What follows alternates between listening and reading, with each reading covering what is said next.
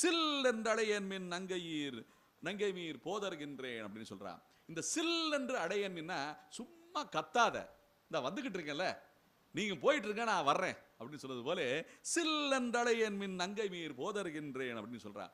நான் வர்றேன் இரு, சும்மா கத்திக்கிட்டு இருக்காதுன்னு சொல்றது போல இந்த சில் என்று அடையன் மின்ற வார்த்தை இருக்குல்ல, இத ஹிந்தியில பேசுறாங்க.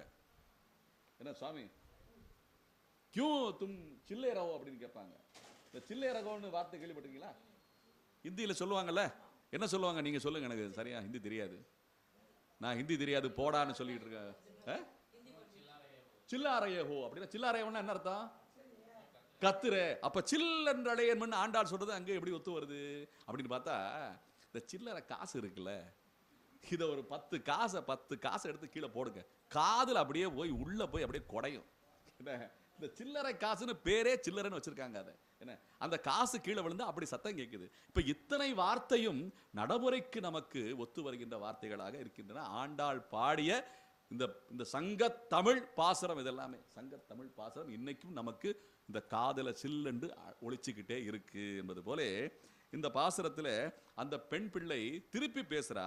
சில்லென்றழையன் மின் நங்கை மீர் போதர்கின்றேன், வல்லை உன் கட்டுரைகள் பண்டே உன் வாய் அறிதும்னு சொல்றா. அப்படின்னா நீ இப்படியே பேசிக்கிட்டு இருப்ப, உன் கட்டுரை